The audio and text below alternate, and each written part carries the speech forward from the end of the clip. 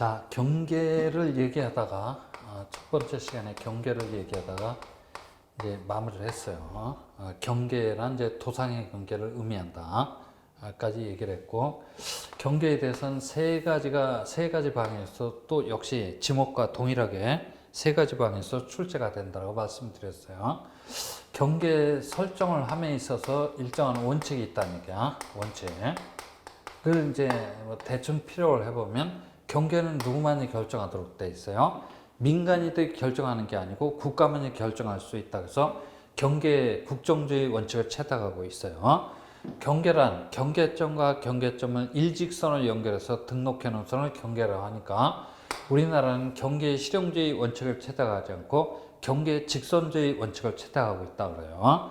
그리고 경계는 위치만 존재하지 너비나 면적은 있을 수가 없어요. 그래서 경계는 자를 수가 없다 그래서 경계 불가분의 원칙을 채택하고 있다 그래요. 그죠? 그래요. 그래서 동일한 경계는 양필지에 공통적으로 작용합니다.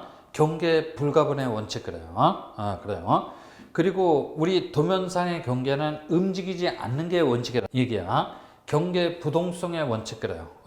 이 실제상의 경계 그래요. 뚝이나 담장, 울타리와 같은 놈들은 실이 흘러감에 따라서 움직일 수가 있어요. 근데 우리 도상의 경계는 한번 결정이 돼서 지적공급에 등록되어 있다면 움직이지 않는 게 원칙을 해서 경계 부동성의 원칙에 따라서 경계를 설정하도록 되어 있고, 그 다음에 동일한 경계가 축척이 다른 도면에 각각 등록되어 있을 때 축척이 큰 놈에 따라서 경계를 결정하도록 되어 있다. 그래서 축척 종대의 원칙 그래요. 뭐라고요? 축척 종대의 원칙에 따라서 경계를 결정하도록 되어 있어요. 아무래도 축척이 큰 놈이 정밀도가 높을 거라는 얘기야. 그죠? 그래요. 이런 경계 설정에 관한 원칙을 물어볼 수도 있고, 이게 출제가 되면 대단히 쉽게 출제가 된 거야. 그 다음에 토지의 외모가 변함에 따라 지상 경계 그래. 뭐라고요? 지상 경계를 새롭게 결정하고자 할 적에 일정한 기준 그래요. 그죠? 새롭게 결정하고자 할 적에 일정한 기준에 대해서 규정하고 있는데, 이 기준에 대해서 작년도에 출제가 됐어요. 그죠? 작년도만 출제가 된 게 아니고 징그러울 정도로 출제가 됐지. 그래서 가봅니다. 연접되는 토지사에 고조차가 없을 때는 그 구조물의 중앙, 연접되는 토지사에 고조차가 있을 때는 그 구조물의 하단부, 그 다음에 도로, 국어 등 토지에 절토되는 사면, 즉 꺾이는 사면이 있을 때는 경사면의 상단부, 그죠?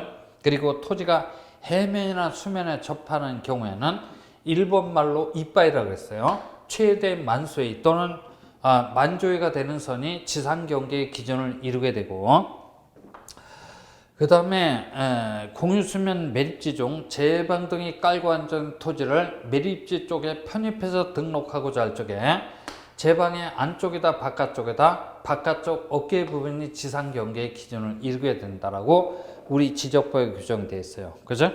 근데 그 구조물의 소유자가 다른 경우라고 한다면 그 구조물의 소유권에 따라서 경계를 결정할 수도 있고 지상 경계를 결정할 수도 있고, 그래서 이게 작년도에 출제가 됐기 때문에 올해는 요것보다는 요쪽이 유력하다 그랬어요. 그죠?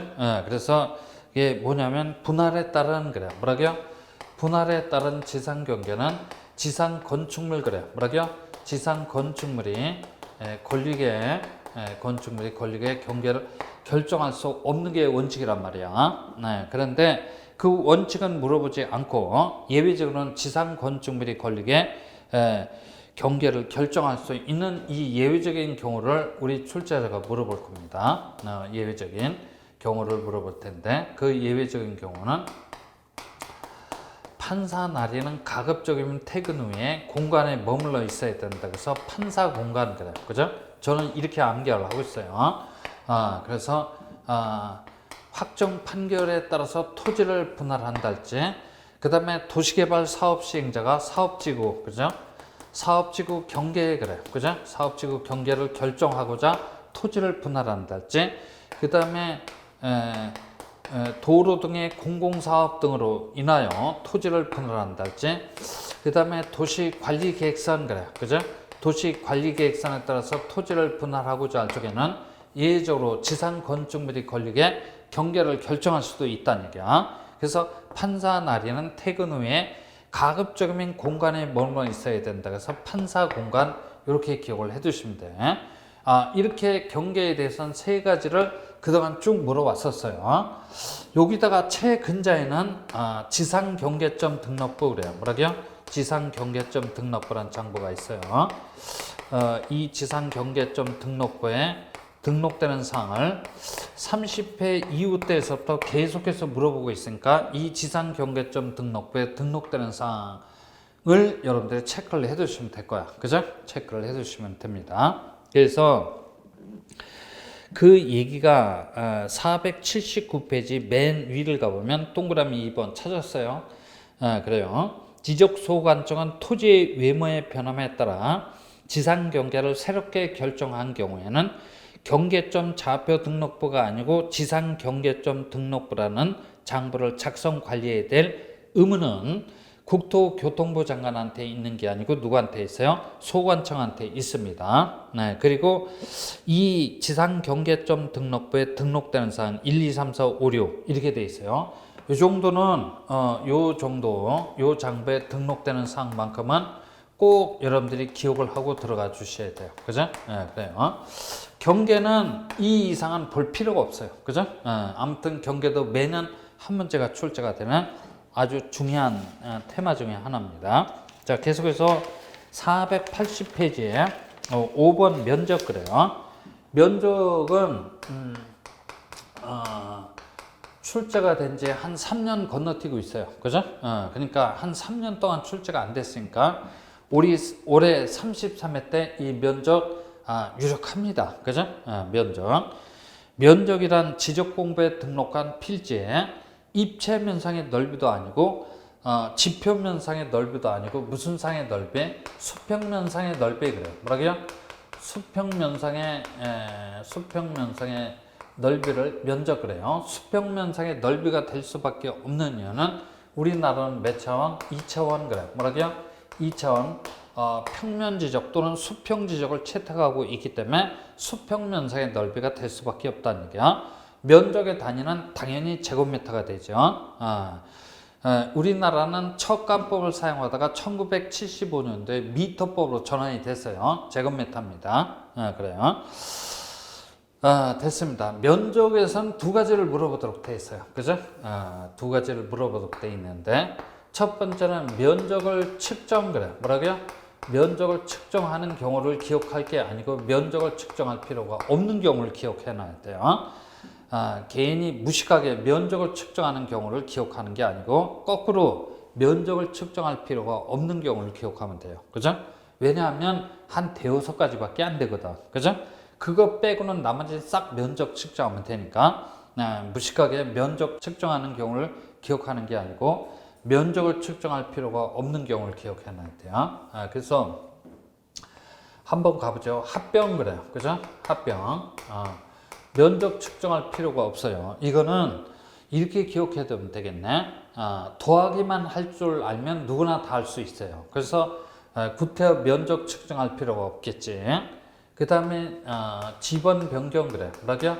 지번 변경은 아라비아 숫자만 쓸 줄 알면 누구나 할 수 있죠. 그죠? 그래요.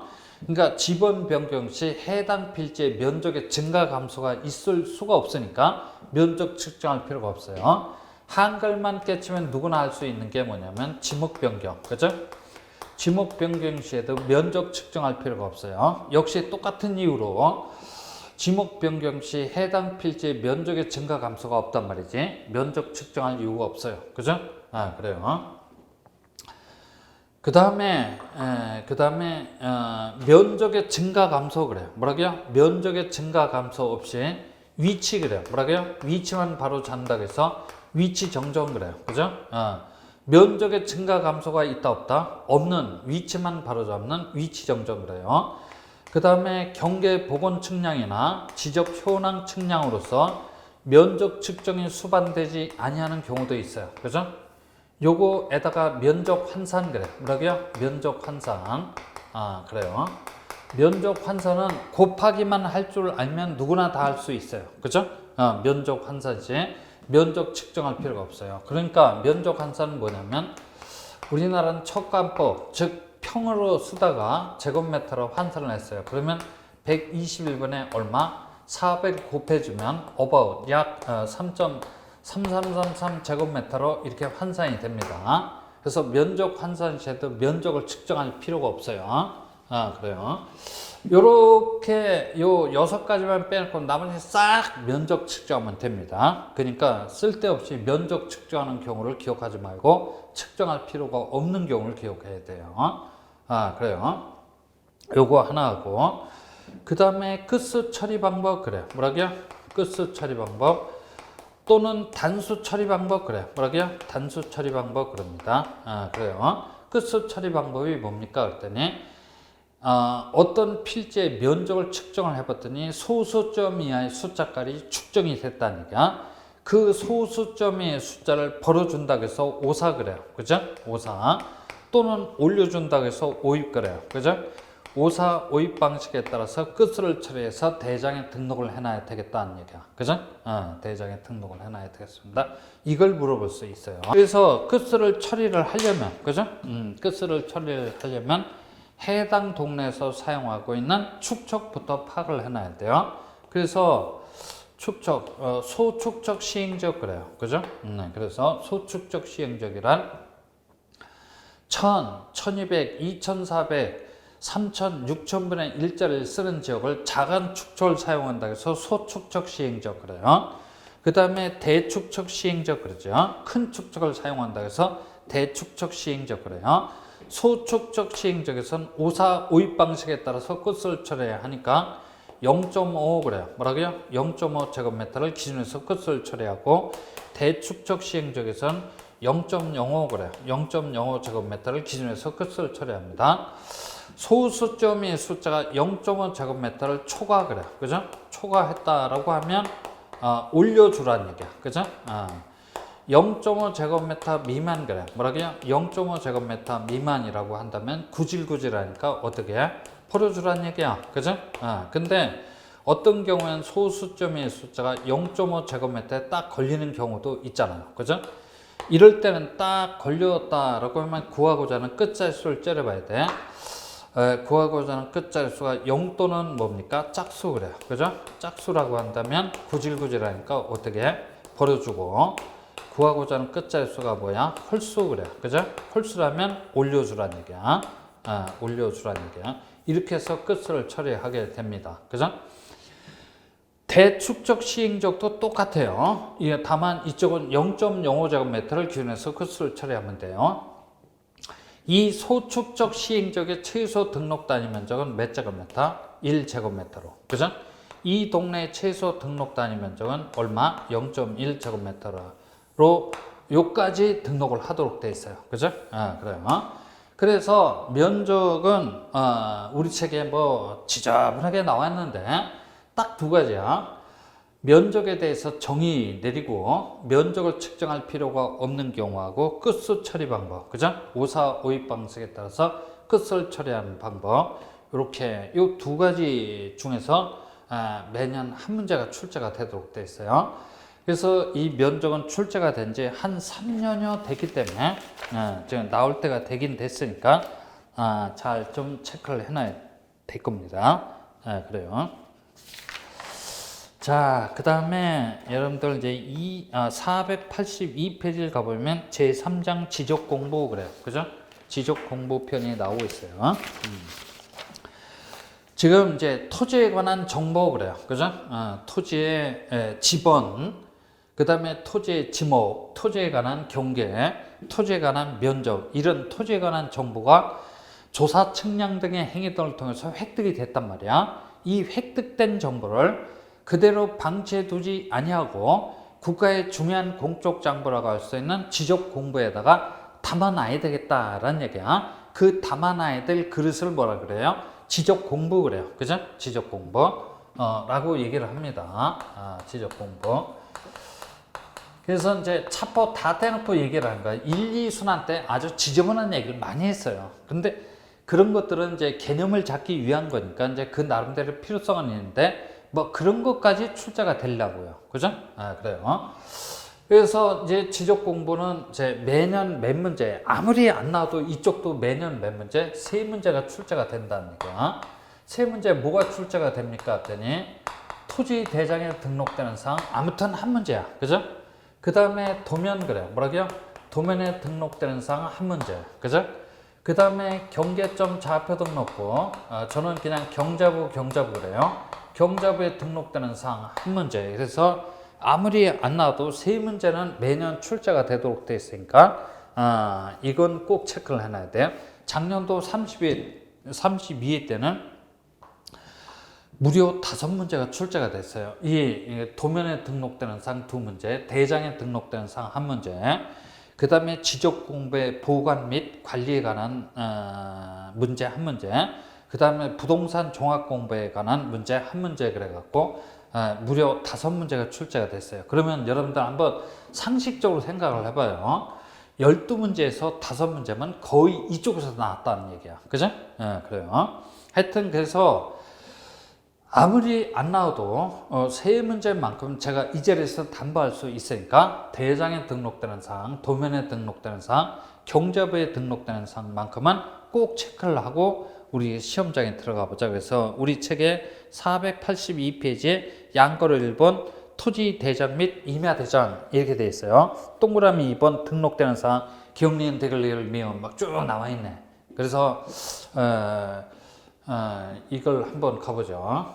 토지 대장 어떻게 생겼습니까? 했더니 이렇게 생겼대요. 그죠? 하여튼 내 눈에는 이렇게 보여요. 그냥 추상적으로 이렇게 보입니다. 이 장부의 이름이 뭐다? 토지 대장이야. 그죠? 임야 대장에 등록되는 사항도 똑같다라고 보면 됩니다. 토지 대장은 뭉뚱그려서 세 부분으로 구성되어 있어요. 좌측, 우측, 하단부 이렇게 세 부분으로 구성되는데 좌측에는 사실 정보, 우측에는 권리 정보, 하단부에는 가격 정보를 등록하도록 되어 있어요. 사실 정보의 가장 으뜸은 토지 표시사항이에요. 뭐라고요? 토지 표시사항입니다. 이 토지 표시사항 다 등록하는 게 아니고 소재, 지번, 지목 면적을 등록하도록 되어 있어요. 지목 그래요. 그죠? 지목을 대장에 등록하고자 할 적에 정식명칭을 등록합니다. 코드 번호와 함께. 그리고 이게 뭡니까? 면적 그래요. 뭐라고요? 면적. 토지 대장에 여러 가지가 등록되는데 그중 가장 으뜸은 뭐니 해도 뭐다? 면적이야. 측정된 면적을 그대로 등록하는 게 아니고 소수점의 숫자를 벌어주든가 올려줘서 즉 오사 오입 방식에 따라서 끝을 처리한 면적이 바로 요 대장에 등록이 되는 거야. 그래요. 그 다음에 토지 대장 우측에는 이 토지는 누구 겁니까? 갑의 겁니다. 그죠? 갑식의 성명, 주소, 주민번호가 등록되도록 되어 있어요. 갑식이가 법인일 수도 있잖아요. 또는 비법인일 수도 있어요. 그래요. 갑식이가 법인이라면 명칭, 주된 사무소 소재지, 부동산 등기용 등록번호를 등록하도록 되어 있어요. 좌우단간 토지 대장 좌측에는 사실 정보, 우측에는 권리 정보를 등록하도록 되어 있어요. 그 다음에 토지 대장 하단부에는 이 토지는 평당 얼마입니까? 가격 정보 여러 가지가 있어요. 그죠? 토지 등급 표시사항, 기준 수확량 표시사항 이런 것도 다 중요한데 그것부터 가장 핵심은 개별 공시지가예요. 뭐라고요? 개별 공시지가입니다. 공시 지가 및 뭡니까? 기준일 등을 등록하도록 되어 있어요. 그래서 사실 정보, 권리 정보, 가격 정보를 등록하도록 되어 있어요. 됐어요. 이 토지가 후발적인 사유로 인하여 외모를 바꿔 나갈 수 있는데 토지의 외모의 변화를 토지 이용이라고 하지 않고 토지 뭐라고? 이동 그래. 그죠? 토지 이용이다, 이동이다. 이동이야. 그죠? 토지 이동. 그래서 여기에는 몇 년 몇 월 며칠 신규 등록을 인하여 몇 년 몇 월 며칠 분할로 인하여 합병으로 인하여 몇 년 몇 월 며칠 지목 변경으로 인하여 등등 토지 이동 사유를 등록하도록 되어 있어요. 그 다음에 갑시가 자기 소유 토지를 을한테 처분할 수 있겠지. 자본주의 사니까 소유자가 변경된 날과 변경 원인, 그죠? 그래요. 그래서 그 변경 사유 및 변경 연월일을 등록하도록 되어 있어요. 그래서 여기를 한번 정리를 해보면 토지대장 좌측에는 사실정보, 우측에는 권리정보, 가격정보를 등록하도록 되어 있고, 다시 좌측에는 사실정보의 변화, 우측에는 권리정보의 변화, 그죠? 이런 것들을 등록하도록 되어 있어요. 이 정도만 알고 있다면 토지대장에 등록되는 사항 한 8, 90% 파악하고 있는 셈이 되는 거야. 그 다음에 토지대장 좌측 상단 부분에 꼭 위치를 고집할 필요는 없어요. 그죠? 위치를 고집할 필요는 없어요. 저는 여러분들이 쉽게 이해하도록 그냥 얘기를 진행을 할 뿐이니까 뭐 꼭 여기에 등록한다라고 기억할 필요는 없어요. 그죠? 사람한테도 주민번호가 있듯이 토지한테도 주민번호를 부여해 줘야 돼요. 토지의 주민번호를 토지에 뭐라고 하냐면 고유번호 그래요. 그죠? 네, 고유번호 그러고 총 몇 자릿수로 19자릿수로 구성되어 있고, 이 고유번호는 대장 쪽에만 전속적으로 등록되는 상이야. 도면은 등록되는 상이다, 상이 아니다? 상이 아니란 얘기지. 그리고 별로 중요하지 않지만 이 대장의 장번호하고 대장과 관련된 도면번호가 이렇게 등록이 되는데, 등록이 됩니다. 하여튼 기억할 사람 기억해주고, 그 다음에 이 토지가 현재 사용하고 있는 축척 그래. 뭐라고요? 축척이 마지막으로 등록됩니다. 그죠? 그러면 토지 대장에 등록되는 사항은 100% 다 장착이 됐어요. 그죠? 100% 다 장착이 됐습니다. 우리 출제자는 고유번호 갖고 자주 장난치니까 고유번호를 기억해놔야 돼. 총 몇 자릿수로? 19자릿수로 구성되어 있어요. 그래서 앞에 10자리가 차지하고 있는데, 이 10자리는 뭐냐면 행정구역 그래. 뭐라고요? 행정구역 표시번호, 그죠? 행정구역 표시번호가 이 10자리를 차지하고 있어요. 그래서 시도, 시군구, 읍면, 리동, 별까지 고유번호가 부여가 됩니다. 그러니까 이 10자리는 결국 소재를 의미하니까 큰 의미가 없어. 그죠? 그럼 뒤에 몇 자리에? 9자리 수가 남았어. 그죠? 뒤에 9자리 수 중 맨 앞자리 한 자리 아주 중요한 놈이 차지하고 있는데, 그 중요한 놈이 뭐냐면 대장구분번호야. 뭐라고요? 대장구분번호입니다. 여기에 만약 1번 이렇게 등록되어 있다면 본장번호는 뭐다? 토지대장이야. 그 다음에 2번 등록되어 있으면 본장번호는 임야대장이고, 3번 이렇게 등록된 본장번호는 경계점 좌표등록부야. 그죠? 그래서 이 1, 2, 3은 절대로 우리 출제자가 얘기를 안 해줘요. 그래서 여러분들은 반드시 뭡니까? 대장 구분번호는 꼭 암기하고 들어가야 돼요. 1번 토지대장, 2번 임야대장, 3번 경자부야. 그럼 나머지 8자리가 남았는데, 앞에 4자리는 지번적 뭐가 본번이 차지하고 있고, 뒤에 4자리는 지번적 뭐가 차지하고 있다? 부번이 차지하고 있습니다. 그러니까 8자리는 지번을 의미하니까 이것도 거의 의미가 없어요. 그죠? 그래서 토지 고유번호 물어보는 문제가 딱 떴다 그러면 딴 건 필요 없고 대장 구분번호 1번인지 2번인지 3번인지만 여러분들이 보면 됩니다. 지목의 코드번호 그래. 뭐라고요? 지목의 코드번호는 이 고유번호 19자리 있어요. 꼽자리 낄 수 있다 없다? 없어요. 그죠? 그래서 토지의 고유번호만 봐서는 이 토지가 임야인지 전인지 과선인지 알 수 없어요. 그죠? 지목을 알려면 별도로 토지 대장의 지목란을 들춰봐야 돼요. 그래서 대장 이 정도만 여러분들이 정리를 하면은 대장에 대해서는 뭐 꿀릴 이유가 하나도 없어요. 그죠? 작년도에 이제 뭘 물어봤냐면 공유지 연명부 그래요. 뭐라고요?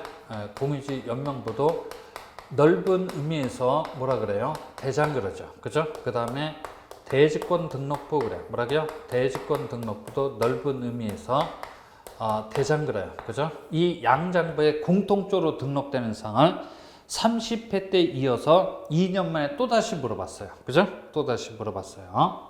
그래서 이 공유지 연명부에 등록되는 사항 중 가장 으뜸은 뭐니 해도 뭐야? 3분의 1 그래요. 그죠? 3분의 1이 뭡니까? 공유지분 그러지. 뭐라고요? 공유지분이야.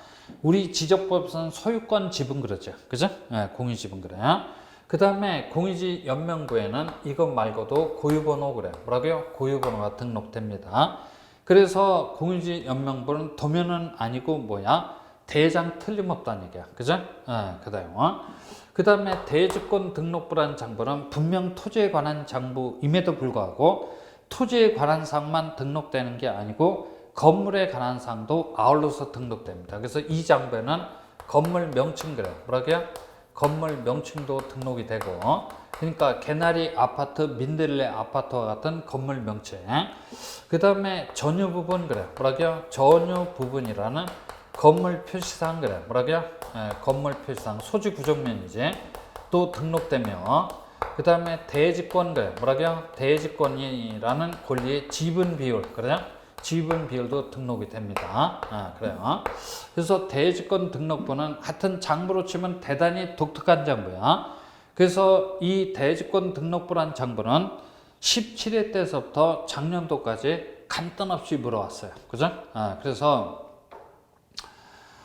토지 대장 및 임야 대장에 등록되는 사항, 그 다음에 공시연명부 대지권 등록부에 공통적으로 등록된 사항, 그 다음에 대지권 등록부에도 고유번호 그래. 뭐라고요? 고유번호가 등록되기 때문에 대지권 등록부도 도면은 아니고 대장 틀림없다는 얘기야. 그죠? 대장 틀림없습니다. 자, 이게 이제 기본이란 얘기지. 그래서 대장에 요까지 싹 싸잡아서 대장에 등록된 사항 무조건 한 문제 출제가 돼요. 그죠? 작년도에도 출제가 됐고 올해도 출제가 될 겁니다. 그래서 이 얘기가 어디까지 얘기냐면 484페이지 맨 위에까지 얘기가 됩니다. 맨 위에까지 얘기가 되고 이어서 양가로 5번 도면 그래요. 뭐라고요? 도면에 등록된 사항을 한번 얘기를 한번 해보죠. 그죠? 자, 그래서 이제 도면에 등록된 사항을 얘기를 해봅니다. 도면은 딱 보기에도 직사각형이다, 정사각형이다, 직사각형으로 생겼어요. 그죠? 도면은 정사각형이다, 직사각형이다, 직사각형이야. 도면이 직사각형이 될 수밖에 없는 이유는 제도하는 놈이 제도를 할 적에 가로 얼마? 40cm. 그죠? 그 다음에 세로 얼마? 30cm로 제도를 하기 때문에 도면은 정사각형이 될 수는 없고 직사각형이 될 수밖에 없어요. 이게 임야도라면 50, 40짜리를 주로 사용합니다. 이 도면의 상단 부분은 항상 전북 방향을 향하고 있어요. 그죠? 그래요. 40, 30, 50, 40 이건 절대 주어지지 않습니다. 그래서 이건 여러분들이 암기를 하고 들어가야 돼요. 그래서 이제 이렇게 이제 과거에 지금은 이제 한참 지났지만 과거에 이런 문제들이 출제가 됐다는 얘기야. 이런 도면을 줍니다. 500분의 1짜리 이런 축척을 사용하는 도면이 있습니다. 이 도면의 실제 면적을 뭐라고요? 실제 면적을 구해 보시오. 이런 문제가 과거에 출제가 됐어요. 그러면 축척 얼마야? 500 곱하기 가로 얼마다? 40cm. 그죠? 그러면 센티미터가 나올 거야. 센티미터를 미터 그래요. 그죠? 미터로 환산할 수 있어요. 그러면 축척 얼마? 500 곱하기 세로 얼마다? 30이야. 그죠? 30cm. 그럼 센티미터가 나오면 미터로 환산할 수 있어요. 미터 곱하기 미터는 뭐야? 제곱미터가 되겠지. 그죠? 이렇게 해서 하나의 도각이 품고 있는 실제 면적을 구해낼 수가 있다는 얘기야. 이런 것도 과거에 물어봤어요. 그러니까 이럴 때 40, 30cm 절대 주어지지 않죠. 이건 여러분들이 기왕에 미리 파악하고 들어가야 돼요. 미리 파악하고 들어가야 됩니다. 그래요. 그래서 도면은 정사각형이 될 수는 없고 직사각형이 될 수밖에 없어요. 이 가로선, 세로선을 보고 뭐라고 얘기를 하냐면 도각선 그래요. 뭐라고요? 도각선 그러죠. 도각과 도각을 구분하는 선이다 해서 도각선 그래요. 제도라는 놈이 0.1mm 폭으로 제도를 합니다. 아주 얇은 걸로 제도를 하네. 그리고 빨간색, 홍색으로 제도를 합니다. 이런 것까지 물어보니까 여기까지 기억을 해둬야 돼요. 그죠? 도각과 도각을 구분하는 선을 뭐라 한다? 도각선 그래요. 요걸 보고 실무에서는 한 도각 그래요. 그죠? 또는 이제 지적도 그래요. 뭐라고요? 지적도 또는 임야도 그래요. 이 도각 내에 이렇게 생긴 필지, 이렇게 생긴 필지, 이렇게 생긴 필지, 세 필지가 있다고 가정을 해봅시다. 여기 경계점, 여기 경계점, 경계점, 경계점이야. 경계점과 경계점을 일직선을 연결해서 지적공부에 등록해 놓은 선을 뭐라 그래요? 경계 그래. 뭐라고요? 경계 그러지. 이 경계는 그림 정보 그래. 뭐라고요? 그림 정보로서 유일하게 어디에만 도면에만 등록되는 상이야. 그래요. 이걸 제도할 적에 제도는 몇 밀리폭으로 제도를 하면 역시 똑같이 0.1밀리폭으로 제도를 하고 무슨 색깔? 빨간 색깔로 홍색으로 제도를 합니다. 그래요. 이거 10번지, 그죠? 이거 11번지, 12번지, 지번 그래. 뭐라고요? 지번, 도면에 등록됩니다. 10번지 옆에 장 이렇게 돼 있어요. 10번지의 지목은 공장용지야. 11번지 옆에 차 이렇게 돼 있으면 11번지의 지목은 주차장이야. 12번지 옆에 원 이렇게 돼 있으면 12번지의 지목은 유원지야. 그러니까 지목을 도면에 등록하고자 할 적에는 부호로 표기를 한다는 얘기야. 즉 두문자 또는 차문자의 형태로 등록한다는 얘기야. 차문자로 등록하는 것은 장차 1,000원만 갖고 있으면 충분하다는 얘기야. 장이라고 하면 공장용지, 차라고 하면 주차장, 천이라고 하면 하천, 원이라고 하면 유원지야. 그죠? 그래. 10번지 토지 면적은 알 수 없어요. 도면 봐선. 10번지 토지 면적을 파악하려면 토지 대장의 면적란을 들춰봐야 돼. 11번지 토지 소유자가 갑입니까? 을입니까? 알 수 없어. 도면을 봐서는 알 수 없고 토지 대장의 소유자란을 들춰봐야만 갑인지 을인지 파악할 수 있다는 얘기야. 그래서 면적 소유자에 관한 사항은 도면에 등록되는 사항이다, 사항이 아니다, 사항이 아니라는 얘기지. 그래요. 이 도면 상단 부분 좌측에 잘은 모르겠지만 좌측 상단 부분에 반창고가 하나 붙어 있어요. 그죠? 붙어 있고 정중앙에 옅은 색깔 들어가 있고 아라비아 숫자 5 이렇게 등록되어 있으면 이 도면은 제 몇 도면이다? 5 도면임을 나타내 주는 거야. 좌측에 4, 그죠? 우측에 6, 상단부에 2, 하단부에 9 이렇게 등록되어 있으면 제 5호 도면을 위수로 해서 전후좌우에 2, 9, 4, 6호 도면이 접합되어 있음을 나타내 주는 거야. 도면의 접합 관계를 나타내는 등록되는 상을 일람도라고 한다, 색인도라고 한다, 색인도라고 합니다. 그죠? 아주 징그러울 정도로 출제를 했지. 일람도가 아니고 무슨 도다? 색인도야. 그죠? 그래. 그러면 이 색인도가 위력을 발휘하는 경우는 우리는 11번지가 이렇게 생겼다라고 가정을 했는데 실제로 봤더니 이렇게 생겼어. 그죠? 이렇게 생겼다라고 하면 제5호 도면만 펼쳐봐서는 파악할 수는 없고 제 몇 호, 9호 도면까지 함께 펼쳐봐야만 11번지의 구체적인 모습을 확인할 수 있다는 얘기야. 이럴 때 색인도는 위력을 발휘하는 거야. 그죠? 그래요. 색인도는 위력을 발휘합니다. 자, 됐어요. 자, 됐고 이 색인도 옆에 도면 상단 부분 정중앙에 주소가 나와 있어요. 그죠? 주소가 나와 있습니다. 땡땡시, 땡땡구, 땡땡동, 장중 메토도면 이렇게 나오는데 이걸 보고 뭐라 그래요? 제명 그래요. 뭐라고요? 제명이라고 합니다. 우리는 제명 등을 통해서 토지의 소재를 간접적으로 파악할 수 있다는 얘기야. 그래서 토지의 소재 그래. 뭐라고요? 토지의 소재도 도면에 등록되는 사항이야. 그죠? 이제부터는 잘 들어야 됩니다. 이 제명 끝에 가서 가로 열고 수치다 좌표다. 좌표 그래. 뭐라고요? 좌표 이렇게 써 있고 가로 딱 닫아놓으면 이건 일반 지역에 비지된 도면이 아니고 경자부 시행적에 비지된 도면이야. 경자부 시행적에 비지된 도면에 경계를 따라서 쭉 걸어가 봤더니 21, 그죠? 37과 같은 수치값이 잔뜩 등록되어 있어요. 이 수치값은 과연 뭐를 의미합니까? 했더니 좌표에 의해서 계산된 경계점 간의 뭡니까? 거리 그래요. 그죠? 거리를 의미한다는 얘기야.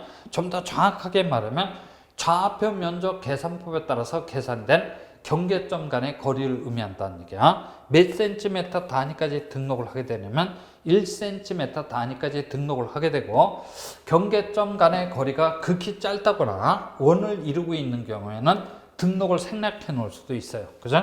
등록을 생략해 놓을 수도 있습니다. 그래서 21, 37과 같은 이 수치값은 경계점 좌표 등록부 시행지역의 도면에 한해서만 등록되는 사항이야. 그죠?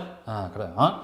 그 다음에 이 좌표 옆에 이제 이 도면이 사용하고 있는 축척 그래요. 뭐라고요? 축척이 등록됩니다. 지족도의 법정 축척은 500, 600, 1000, 1200, 2400, 3000, 6000분의 1짜리 7종이 있는데 그 중에서 가장 많이 애용되는 법정 축척은 1200분의 1짜리야. 그죠? 1200분의 1짜리. 자, 임야도의 법정 축척은 3000, 6000분의 1짜리 두 종류가 있어요. 6000분의 1짜리는 산간지역 내에 있는 임야도는 6000분의 1, 도심지역 내에 있는 임야도는 3000분의 1짜리를 주로 사용하죠. 그죠? 그래서 축척도 도면에 등록되는 사항입니다. 그죠? 사항이 됩니다.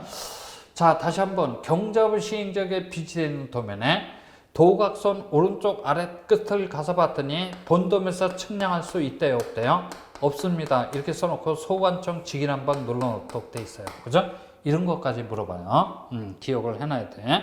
그 다음에 12번지 한쪽 귀퉁이 가봤더니 동그라미하고 시가 표시, 그 다음에 동그라미하고 옅은 색깔, 그 다음 맹탕구멍구멍이가 등록되어 있다면 현위치에 지적 삼각점, 지적 삼각 보조점, 지적 도근점 표지가 영구 표지 그래. 뭐라고요?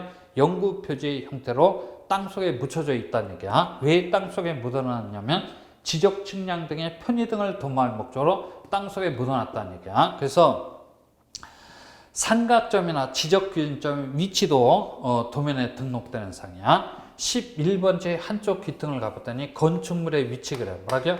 건축물의 위치나 구조물 등의 위치도 도면에 등록되는 사항입니다. 그죠? 그리고 이제 마지막 잘 봐봐요. 여기 도면에 여기를 봤더니 41만 4,500 같은 수치값이 등록돼 있어요. 여기에 등록돼 있다면 정대각 방향이 여기도 등록돼 있어요. 요 두 놈을 합쳐서 도각선의 횡선 수치값 그래. 뭐라고요? 도각선의 횡선 수치값 그럽니다. 그래서 도각선의 수치값도 도면에 등록됩니다. 여기에 등록되어 있다면 여기도 등록되어 있어요. 여기에 등록되어 있다면 정대각 방향으로 여기도 등록되어 있어. 요 두 놈을 싸잡아서 도각선의 종선 수치값 그래요. 그래서 도각선의 종횡선 수치값도 도면에 등록되는 사항이야. 그죠? 도면에 등록되는 사항입니다.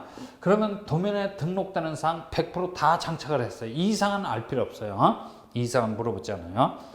자, 계속해서 거기 484페이지 양가로 4번 경계점 좌표 등록부 그래요. 뭐라고요? 경계점 좌표 등록부에 대해서 얘기를 해보죠. 일단 이 경계점 좌표 등록부라는 장부가 작성이 돼서, 그죠? 작성이 돼서 비치가 돼 있어야 될 지역을 물어보죠. 우리나라 많지도 않아. 딱 두 지역이야. 하나는 도시개발 사업 그래요. 뭐라고요? 도시개발 사업이 완료됨에 따라 지적 확정 측량을 실시해서 토지 필요상을 좌표값으로 등록하고자 하는 지역. 그 다음에 또 하나는 축척 변경 그래요. 뭐라죠? 축척 변경을 위한 측량을 실시를 해서 경계점을 좌표값으로 등록하고자 하는 지역은 반드시 이 장부를 작성해서 비치를 해놔야 돼요. 이 두 지역의 공통점은 지가가 매우 높은 도심지역이란 말이야. 말랑말랑한 장부를 작성해서 비치해둘 수는 없고 비교적 정교한 장부를 작성해서 비치해놔야 되겠다는 얘기야. 됐고, 그 다음에 이 장부에 등록된 사항 그죠? 등록되는 사항 한 놈만 꼽아보라면 뭐니 해도 뭐냐? 좌표값이야. 뭐라고요? 좌표값. 그러니까 x값 얼마인지 y값 얼마인지 평면 직각 종횡선 수치값이 정확하게 말하면 그래요. 그래서 경자부에 등록되는 사항 많은데 그 중에서 가장 으뜸은 뭐다? 좌표값이야. 그죠? 그리고 경자부에는 고유번호 그래요. 뭐라고요? 고유번호가 등록되는 사항이야. 고유번호가 등록되기 때문에 이 장부는 일면 어떤 성질? 대장으로서 성질을 가지고 있어요. 그리고 경자부에는 부호도 등록되지만 부호도 그래. 뭐라고요? 부호도도 등록돼. 부호도도 등록돼. 부호도는 그림이야. 그래서 타면 경자부는 어떤 성질을 가지고 있다? 도면으로서 성질을 가지고 있어요. 그래서 대장과 경자부는 대장과 도면의 중간적인 성질을 가지고 있는 매우 별스러운 장부다라고 기억을 해두시고, 그 다음에 마지막으로는 보조장부 그래요. 뭐라고요? 보조장부에 대해서 기억을 해둬야 됩니다. 경자부에는 경계 그래요. 뭐라고요? 경계가 등록되지 않습니다. 그죠? 경계가 등록되지 않기 때문에 토지의 구체적인 형상이 어떻게 생겼는지 파악할 수 없어요. 그래서 토지의 구체적인 형상을 파악하기 위해서 지적도 그래요. 뭐라고요? 지적도를 보조 장부로서 함께 작성해서 비춰놔야 되고, 경계는 지목 그래요. 뭐라고요? 지목, 그 다음에 면적, 그 다음에 토지 소유자에 관한 사항이 등록이 안 됩니다. 그죠? 그래서 이런 것들이 등록이 안 되기 때문에 이런 것들을 파악하기 위해서는 토지 대장 그래요. 뭐라고요?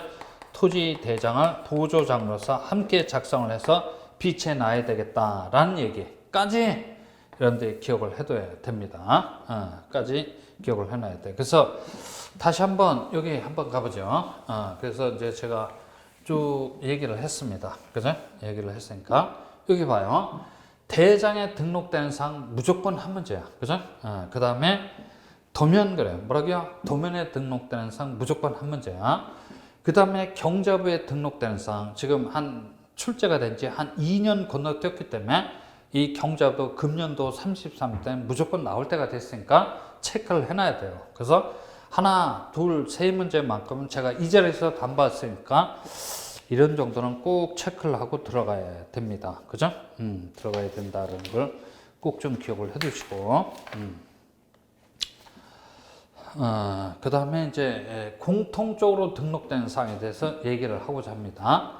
자, 여기 봐요. 토지 표시사항이 뭐냐면 소재, 지번, 그 다음에 지목, 면적, 그 다음에 경계, 그 다음에 좌표, 그러면 고유번호야. 그죠?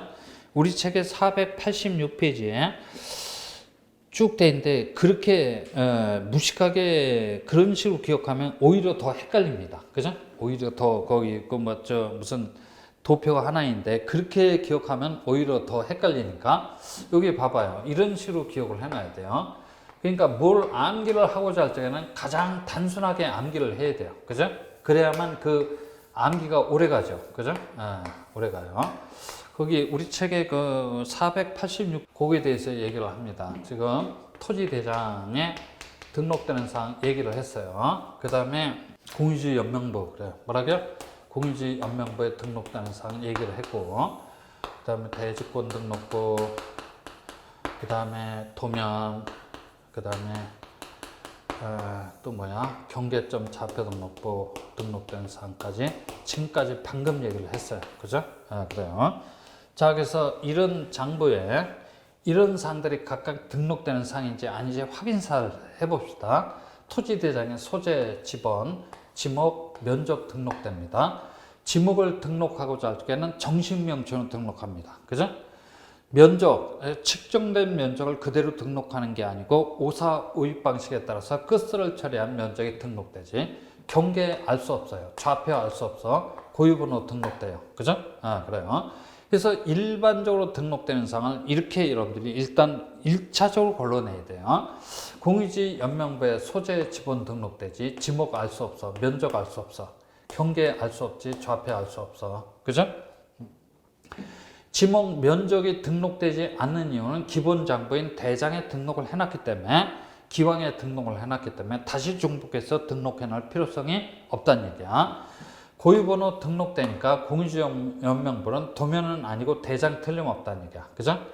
대지권 등록도 똑같아요. 그죠? 소재 지번 등록 알 수 없어, 알 수 없어, 알 수 없어, 알 수 없어. 고유번호 등록돼. 따라서 대지권 등록부도 도면은 아니고 대장 틀림없어. 도면에 소재 등록됩니다. 그러니까 제명 등을 통해서 간접적으로 파악할 수 있다는 얘기야. 10, 11, 12번째 지번 등록됩니다. 지목 등록되지. 근데 지목을 도면에 등록하고자 할 적에는 부호로 표기를 합니다. 두문자 또는 차문자 형태로 등록한다는 얘기야. 면적 알 수 없어. 그죠? 경계 등록됩니다. 그래서 여기 봐봐요. 대장에 등록되는 사항이 있는데 대장 중에서 가장 으뜸은 뭐다? 면적이야. 도면에 등록되는 사항 여러 가지 많은데 그중 가장 으뜸은 경계야. 그죠? 경계. 좌표 알 수 없어. 고유번호 알 수 없지. 경자부에 소재 지번 등록됩니다. 따라서 소재하고 지번은 모든 지적 공부에 공통적으로 등록되는 사항이란 말이지. 그 다음에 지목 알 수 없어. 면적 알 수 없어. 토지 소유자 알 수 없으니까 토지 대장 그래. 뭐라고요? 토지 대장을 보조적 장부로서 함께 작성해서 비춰놔야 돼. 그죠? 그 다음에 경계 알 수 없어. 경계에 등록되지 않으니까 토지의 구체적인 형상을 파악하기 위해서 지적도 그래. 뭐라고요? 지적도를 보조적 장부로서 함께 작성해서 비치해 놔야 되겠다라고 기억을 해둬야 되고, 그 다음에 경자부에 여러 가지가 등록되는데 그중 가장 으뜸은 뭐다? 좌표값이야. 뭐라고요? 좌표값. 즉 평면, 직각, 종횡선, 수치값을 등록을 하게 되지. 고유번호 등록됩니다. 따라서 경자부는 일면 어떤 성질? 대장수 성질을 가지고 있다는 얘기야. 그리고 경자부에는 부호도 등록되지만 부호도 그래. 뭐라고요? 부호도도 등록돼. 부호도니까 그림이야. 그래서 경자부는 타면 어떤 성질을 가지고 있다? 도면수 성질을 가지고 있어요. 그래서 경자부라는 장부는 대장과 도면의 중간적인 성질을 가지고 있는 매우 별스러운 장부다라고 일반적인 등록되는 사항을 이렇게 기억을 해 두셔야 돼. 여기다가 이제 각 장부에 특수하게 등록되는 사항을 플러스 알파라고 여기다가 입히면 되겠지. 그죠? 그런 거에 대해서는 기왕에 다 말씀드렸어요. 왜 이렇게 종합적으로 등록되는 사항을 파악해야 됩니까? 그러면 문제가 이런 문제가 출제가 될 수 있어. 다음은 지적 공부에 등록되는 사항을 설명한 것이다. 옳은 것을 골라주시오. 틀린 것을 골라주시오. 이런 문제가 딱 출제가 되는데 1번 봤더니 토지대장, 2번 공유지연명부, 3번 대지권등록부, 4번 도면, 5번 경자부에 대해서 이렇게 물어보고 있어요. 이렇게 복합적으로 출제가 되는 문제가 왕왕히 출제가 되니까 이런 식으로 여러분들이 정사가 돼 있어야만 1분 안에 딱 한 문제를 찍어낼 수 있다는 얘기야. 그래서 다시 한번 이제 정리를 해보면 토지 대장에 등록되는 사항 한 문제, 그죠? 그 다음에 도면에 등록되는 사항 한 문제, 경자부에 등록되는 사항 한 문제, 그 다음에 공통적으로 등록되는 사항 하나, 이렇게 해서 세 문제만큼 제가 이 자리에서 담보할 수 있으니까 꼭 좀 체크를 해놔야 돼요. 그래서 이제 어디까지 설명을 한 거냐면 486페이지까지 얘기를 한 거야. 486페이지 2번 지적공부의 보존, 반출 등 이렇게 돼 있어요. 거기를 펼쳐 두시고 좀 쉬었다 합니다.